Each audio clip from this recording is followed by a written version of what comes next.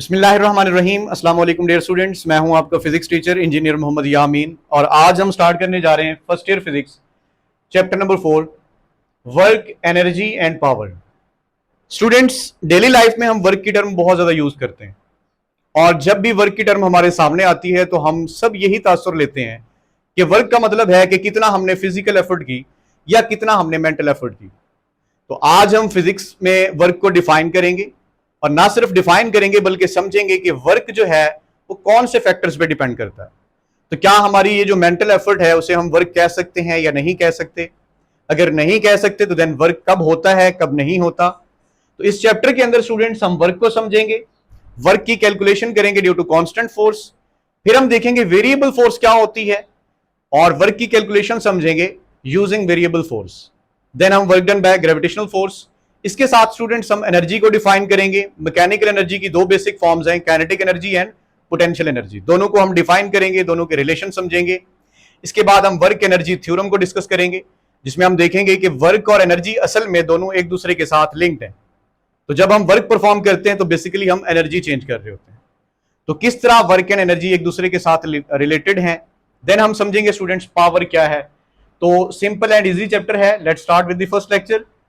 Work is often thought in term of physical और mental effort. Work जो है आमतौर पर समझा जाता है या हम यही समझ रहे होते हैं कि हमने कितनी फिजिकल एफर्ट की या कितना मेंटल एफर्ट की। स्टूडेंट, फिजिकल एफर्ट तो है कि आप फॉर एग्जांपल किसी मैस को डिस्प्लेस करते हैं, एनर्जी लगाते हैं, फोर्स लगाते हैं। तो डिस्प्लेस करते हैं एक जगह से दूसरी जगह, या एक टेबल को आप ग्राउंड से उठा के फर्स्ट फ्लोर पे लेके जाते हैं तो आपने फोर्स लगाई और आपने हाइट वर्टिकली डिस्प्लेसमेंट कवर किया तो आपने वर्क परफॉर्म किया। लेकिन ये मेंटल एफर्ट क्या है स्टूडेंट्स? जैसा कि अगर आप फॉर एग्जांपल लेक्चर लेते हैं, 4 से 5 घंटे मुसलसल आप लेक्चर लेते हैं, तो आप अपनी एनर्जी यूज कर रहे हैं, आप फोकस कर रहे हैं, आप अपने टीचर की बात सुन रहे हैं, नोट्स बना रहे हैं।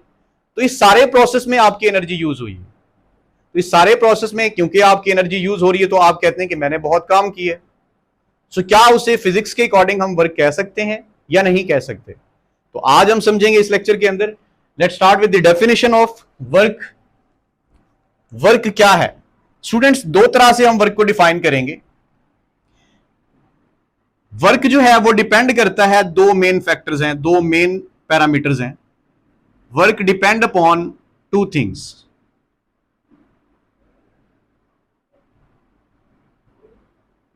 फिजिक्स के अंदर जो वर्क है स्टूडेंट्स वो दो चीजों पे डिपेंड करता है।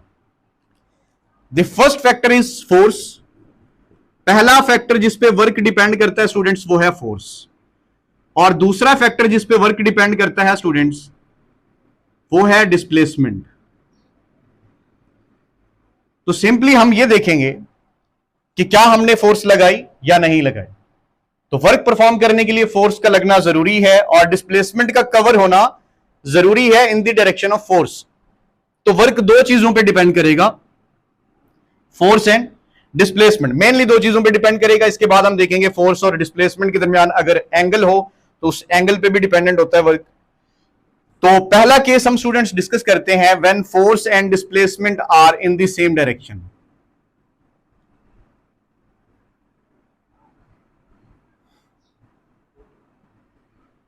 अगर फोर्स और डिस्प्लेसमेंट सेम डायरेक्शन में हो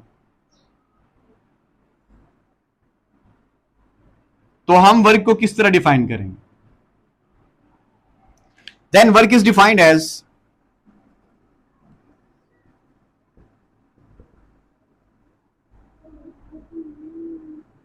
is the product of magnitude of force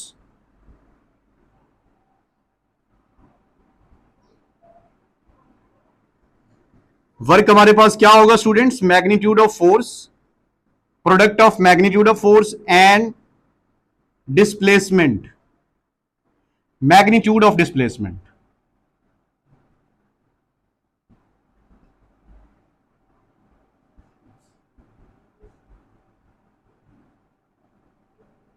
तो स्टूडेंट्स फिर वर्क को इस तरह डिफाइन किया जाता है कि product of magnitude of force and magnitude of displacement is known as work.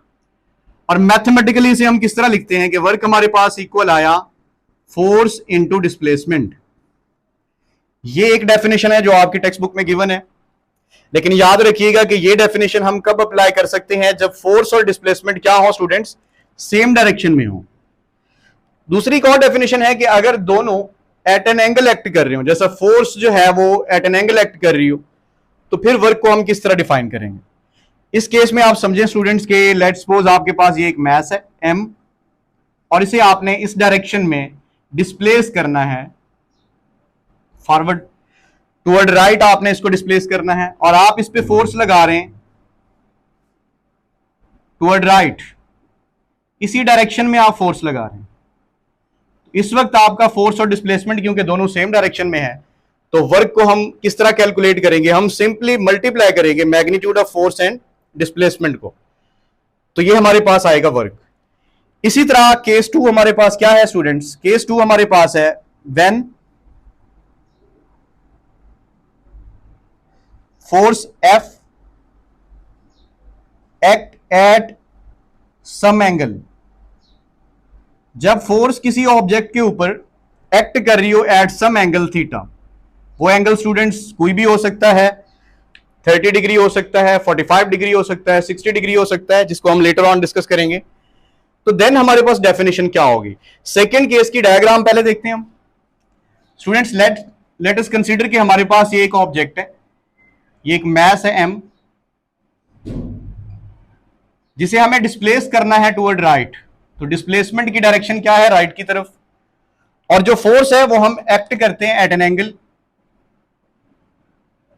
Force लग रही है किसी एंगल के ऊपर, तो वो डिस्प्लेसमेंट की डायरेक्शन में नहीं लग रही फोर्स। ऐसे केस में स्टूडेंट्स हम फोर्स को कंपोनेंट्स में रिजॉल्व करेंगे। चैप्टर नंबर 2 स्केलर प्रोडक्ट के अंदर भी आपने सेम यही एग्जांपल समझी थी कि इस फोर्स को अब हम रिजॉल्व करेंगे दो रेक्टेंगुलर कंपोनेंट्स में, परपेंडिकुलर कंपोनेंट्स में, F sine theta and F cos theta. तो जैसा कि आप जानते हैं कि एंगल के सामने जो कंपोनेंट होता है वो वाई कंपोनेंट, जिसे आप एफ साइन थीटा लिखेंगे, और डिस्प्लेसमेंट के अलोंग या डिस्प्लेसमेंट की डायरेक्शन में जो कंपोनेंट हमें मिलेगा that is it's x component, जिसे आप क्या लिखेंगे, एफ कॉस थीटा। तो स्टूडेंट्स इस तरह हम समझेंगे कि फोर्स को हम रिजॉल्व करेंगे दो कंपोनेंट्स में, Y component and X component, और वर्क की डेफिनेशन के अकॉर्डिंग अगर force at an angle act कर रही है तो आपने फोर्स का लेना है वो कंपोनेंट जो डिस्प्लेसमेंट की डायरेक्शन में है। तो जैसा कि आप यहां से देख सकते हैं कि फोर्स क्योंकि एट एन एंगल एक्ट कर रही,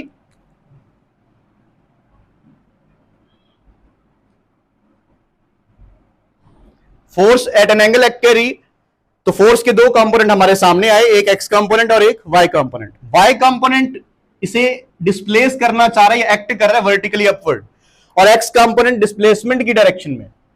तो यहां पे हम क्या, कौन से कंपोनेंट लेंगे फोर्स का, वो कंपोनेंट जो डिस्प्लेसमेंट की डायरेक्शन में होगा, यानी कि एफ कॉस थीटा, उसे हम मल्टीप्लाई करेंगे मैग्नीट्यूड ऑफ डिस्प्लेसमेंट। तो यूं हमारे पास जो वर्क की इक्वेशन है वो क्या आएगी स्टूडेंट्स, वो आएगी एफ डी कॉस थीटा। तो अब ये जो फॉर्मूला आपके सामने आया है, ये कब आप अप्लाई करेंगे, जब भी फोर्स और डिस्प्लेसमेंट के दरमियान कोई एंगल एग्जिस्ट करता होगा। तो इस सिचुएशन के अकॉर्डिंग जो डेफिनेशन है वो क्या होगी students, work is defined as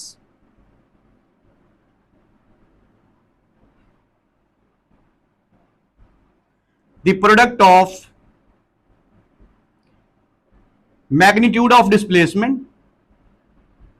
हमने प्रोडक्ट लेना है स्टूडेंट्स किसका, magnitude of displacement and component of force. Force का वो कंपोनेंट आपने लेना है along the direction of displacement, जो किस डायरेक्शन में है, along the direction of displacement. Force का वो कंपोनेंट जो डिस्प्लेसमेंट की डायरेक्शन में है, उसे आपने मल्टीप्लाई करना है, यानी एफ कॉस थीटा को। यहां से डायग्राम से देख सकते हैं आप, फोर्स का वो कंपोनेंट जो डिस्प्लेसमेंट के अलोंग है, वो कौन सा कंपोनेंट है स्टूडेंट्स, एफ कॉस थीटा। तो इसे आपने मल्टीप्लाई करना है किसके साथ, मैग्नीट्यूड ऑफ डिस्प्लेसमेंट के साथ। तो जैसा कि यहां मैथमेटिकली आप देख सकते हैं कि हमने फोर्स का एक्स कंपोनेंट लिया, क्यों, क्योंकि एक्स कंपोनेंट ही है जो डिस्प्लेसमेंट के अलोंग आ रहा है, जो डिस्प्लेसमेंट की डायरेक्शन में आ रहा है। So F cos theta multiply by D, magnitude of displacement. तो फॉर्मूला बना एफ डी कॉस थीटा। तो ये दो डेफिनेशन स्टूडेंट्स आपके फर्स्ट पेज के ऊपर दी हुई है, चैप्टर नंबर 4 टेक्स्ट बुक। तो दोनों डेफिनेशन आपने याद रखनी है कि ये डेफिनेशन हम कब यूज करते हैं, जब फोर्स और डिस्प्लेसमेंट क्या हो, सेम डायरेक्शन में हो। और दूसरी डेफिनेशन हम कब अप्लाई करते हैं, कब यूज करते हैं, जब फोर्स और डिस्प्लेसमेंट के दरमियान कोई एंगल थीटा एग्जिस्ट करता हो, जैसा कि करंट सिनेरियो में था। यहां पे आप ये भी कह सकते हैं कि फोर्स का हम इफेक्टिव कंपोनेंट लेंगे। इफेक्टिव कंपोनेंट वो कंपोनेंट होता है जो जिससे हमें डिस्प्लेसमेंट मिलेगा। तो यहां से देख सकते हैं कि एक्स कंपोनेंट से हमें डिस्प्लेसमेंट मिलेगा, क्योंकि एक्स कंपोनेंट ही है फोर्स का जो इस मैस को आगे की तरफ यानी डिस्प्लेसमेंट की डायरेक्शन में लेके जाएगा। तो स्टूडेंट्स इसके अलावा मैथमेटिकल डेफिनेशन भी आपने पढ़ रखी है, जो कि वर्क को डिफाइन करते हैं हम कि work is dot product of force and displacement. दो वेक्टर्स का डॉट प्रोडक्ट है। तो स्केलर या डॉट प्रोडक्ट के अंदर हमने समझा कि दो वेक्टर्स जब मल्टीप्लाई होते हैं तो रिजल्ट समटाइम स्केलर होता है, समटाइम वेक्टर होता है। अगर तो हम डॉट प्रोडक्ट या स्केलर प्रोडक्ट की बात कर रहे हैं, यानी दो वेक्टर्स के दरमियान यहां डॉट साइन यूज कर रहे हैं, तो रिजल्ट जो हमें मिलेगा वो हमेशा स्केलर क्वांटिटी होगी। सो यहां से भी आप डिफाइन कर सकते हैं work is equal to the dot product of और scalar product of force and displacement, that can be written as F D cos theta. इसे इस तरह से लिख सकते हैं आप।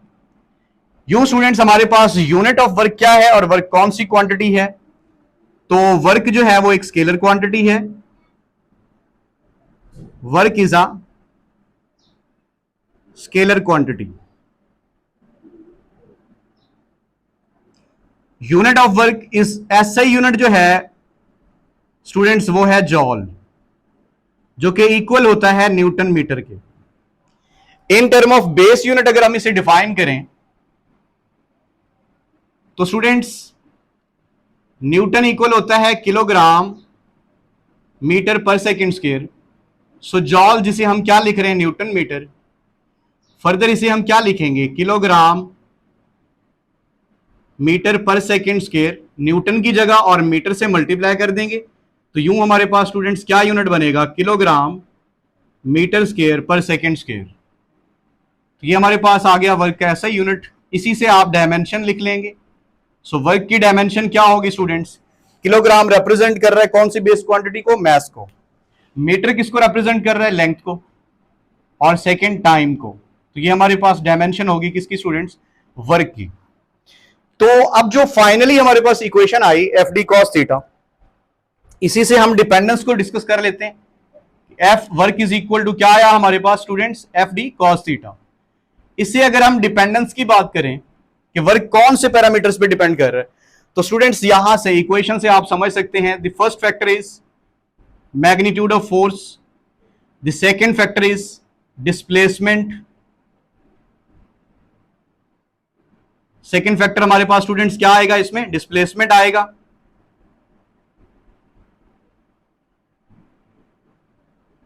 और थर्ड फैक्टर हमारे पास स्टूडेंट्स क्या आएगा, angle theta between force and displacement. ये एंगल किसके दरमियान देखना होता है स्टूडेंट्स, आपने ये एंगल हमेशा याद रखिएगा, फोर्स और डिस्प्लेसमेंट के दरमियान जो एंगल क्रिएट हो रहा है वो एंगल आपने यहां पे देखना है, जो यहां पे इक्वेशन के अंदर आ रहा है एफ डी कॉस थीटा। तो वर्क जो है वो फोर्स पे डिपेंड करेगा, डिस्प्लेसमेंट पे, एंगल थीटा पे बिटवीन फोर्स एंड डिस्प्लेसमेंट।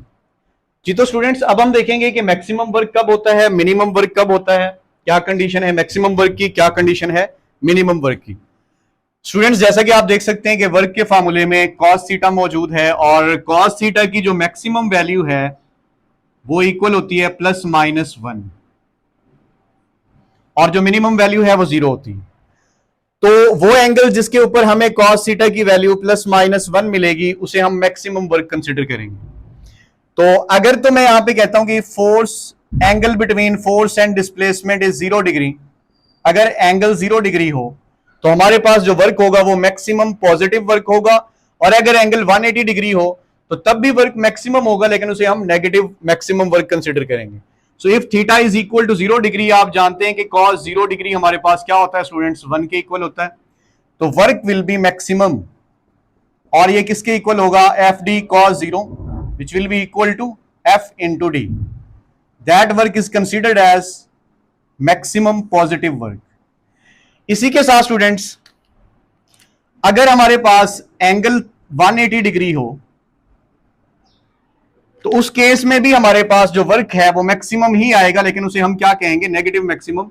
क्यों? क्योंकि cos 180 की जो वैल्यू है हमारे पास वो -1 है, लेकिन वर्क का आंसर हमारे पास वही एफ डी होगा, नेगेटिव साइन के साथ, जिसे आप लिख सकते हैं कि F D cos 180 degree which will be equal to minus into F into D. तो ये हमारे पास स्टूडेंट्स क्या होगा, नेगेटिव मैक्सिमम वर्क। इस वर्क को हम कहेंगे नेगेटिव मैक्सिमम वर्क। लेकिन याद रखना है आपने कि 0 डिग्री और 180 डिग्री दोनों के ऊपर जो वर्क है that is considered as the maximum work.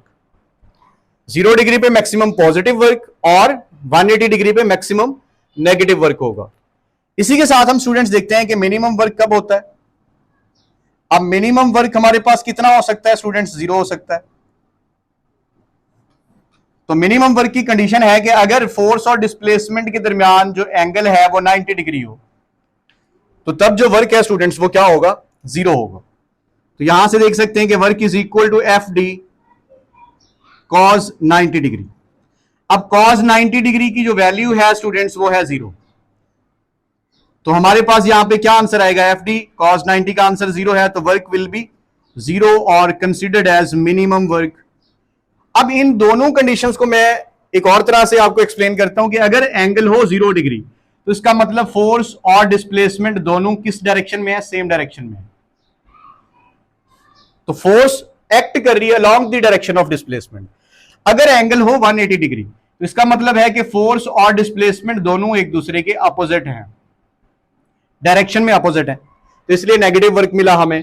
और अगर एंगल 90 डिग्री हो तो इसका मतलब डिस्प्लेसमेंट आगे की तरफ है और फोर्स ऊपर की तरफ या नीचे की तरफ एक्ट कर रही है। ऐसे केस में जो वर्क होगा स्टूडेंट्स वो क्या लिया जाएगा, 0 लिया जाएगा, उसे हम मिनिमम वर्क कंसिडर करेंगे।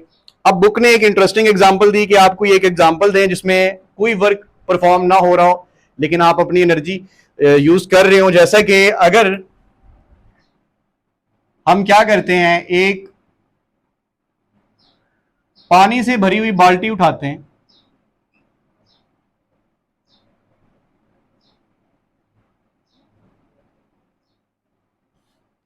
और हम डिस्प्लेसमेंट करते हैं फॉरवर्ड डायरेक्शन में कवर करते हैं, क्योंकि हमने फोर्स इस पे किस तरफ लगाई है, अपवर्ड डायरेक्शन में। तो इस वक्त जो फोर्स और डिस्प्लेसमेंट के दरमियान स्टूडेंट्स एंगल बन रहा है वो क्या है, 90 डिग्री। फोर्स और डिस्प्लेसमेंट के दरमियान जो एंगल है स्टूडेंट्स वो 90 डिग्री है, तो वर्क हमारा क्या होगा, 0, and that will be considered as minimum work. तो कॉमन एग्जांपल है डेली लाइफ में हम कर रहे होते हैं कि आपने कोई वजन उठाया हुआ है, फोर्स आप डेफिनेटली ऊपर की तरफ लगाएंगे। कोई भी ऑब्जेक्ट, आपके हाथ में बाल्टी है पानी से भरी हुई जिसे आपने पकड़ा हुआ है, फोर्स आप ऊपर की तरफ लगा रहे हैं और जा रहे हैं आप आगे फॉरवर्ड डायरेक्शन में। तो क्योंकि फोर्स और डिस्प्लेसमेंट में क्या एंगल क्रिएट हो रहा है, 90 डिग्री, तो इसका मतलब कोई वर्क परफॉर्म नहीं हो रहा।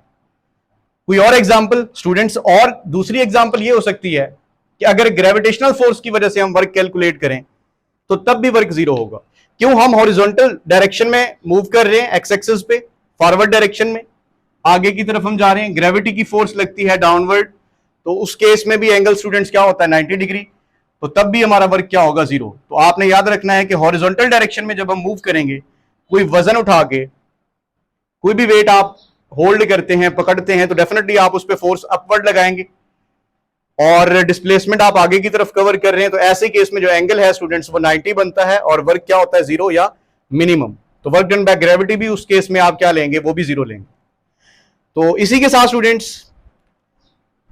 एक और साइड इंफॉर्मेशन में बुक ने एग्जांपल दिखाई कि अगर फॉर एग्जांपल एक दीवार के ऊपर एक स्टूडेंट क्या कर रहा है, फोर्स एक्सर्ट कर रहा है, लेट्स सपोज ये वॉल है और आप इस पे क्या एक्ट कर रहे हैं, एक फोर्स लगा रहे हैं,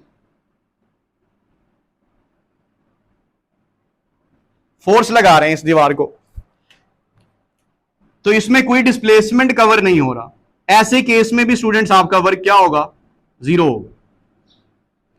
इस वक्त फोर्स तो आप लगा रहे हैं, एंगल को भी हम देख लेते हैं, लेकिन डिस्प्लेसमेंट हमारे पास क्या है स्टूडेंट्स, 0 है। तो अगर डिस्प्लेसमेंट 0 है उस केस में भी वर्क स्टूडेंट्स आपके पास क्या होगा, 0 वर्क या मिनिमम वर्क। तो आपसे एग्जांपल पूछी जा सकती है कि मिनिमम वर्क की 2 एग्जांपल दें या 0 वर्क की 2 एग्जांपल दें, तो ये आपके सामने है। इसके बाद स्टूडेंट्स कुछ और कंडीशंस हैं पॉजिटिव वर्क की, नेगेटिव वर्क की, और जीरो वर्क की। तो याद रखिएगा स्टूडेंट्स, पॉजिटिव वर्क को अगर हम डिफाइन करें तो उसके लिए हमारे पास जो थीटा है, theta angle, that should be greater than 0 degree और equal to 0 degree and less than 90 degree. अगर तो फोर्स और डिस्प्लेसमेंट के दरमियान एंगल 0 डिग्री है और ग्रेटर देन 0 डिग्री है और लेस देन 90 डिग्री है, तो ऐसे केस में जो वर्क होगा students, that will be considered as positive. फिर हम देखें नेगेटिव वर्क। नेगेटिव वर्क के लिए स्टूडेंट्स कंडीशन है कि अगर हमारे पास जो एंगल है between force and displacement that is greater than 90 degree, तो ये हमारे पास कंडीशन है। 90 डिग्री से ऊपर आप जाएंगे, cos 91 आप चेक करें, क्योंकि वर्क के फॉर्मूले में cos थीटा आ रहा है। यहां पे आप 91 एंगल पुट करें, 92 पुट करें, 120 पुट करें, 130 पुट करें, 150 पुट करें, अप टू 270 तक आप चेक कर सकते हैं। आपके पास सारी वैल्यूज क्या आएंगी स्टूडेंट्स? नेगेटिव आएंगी। 270 पे जाके वर्क जीरो हो जाता है। तो ये इंफॉर्मेशन इंपॉर्टेंट है कि 90 डिग्री से ऊपर जो जितने भी एंगल हैं अप टू 270 डिग्री, उन तमाम एंगल पे cos थीटा की वैल्यू नेगेटिव आएगी। तो इसलिए हमारा वर्क क्या होगा स्टूडेंट्स? नेगेटिव होगा। So if theta is greater than 90 degree, work is said to be negative. No work is done या जीरो वर्क, उसके लिए हमारे पास कंडीशन क्या है students? Work should be equal to 90 degree. हाँ, एमसीक्यू में वो अगर आपको 90 डिग्री ऑप्शन नहीं देता तो स्टूडेंट्स फिर आपका एंगल एक और भी है 270 डिग्री। cos 90 और cos 270 पे भी आपको जो आंसर है वो जीरो मिलेगा। ऐसे केस में वर्क हमारे पास क्या होगा? मिनिमम, जिसे आप जीरो वर्क कह सकते हैं। तो ये डिफरेंट कंडीशंस थी हमारे पास वर्क की। तो आज के लेक्चर में आपने वर्क की डेफिनेशंस को तैयार करना है, एग्जांपल्स को देखना है, मैक्सिमम मिनिमम वर्क को समझना है, पॉजिटिव नेगेटिव वर्क को समझना है आपने। तो नेक्स्ट लेक्चर में हम देखेंगे work due to constant force, graph से हम किस तरह कैलकुलेट कर सकते हैं। उसके बाद हम वेरिएबल फोर्स को डिफाइन करेंगे, देन हम वर्क की कैलकुलेशन करेंगे ड्यू टू वेरिएबल फोर्स।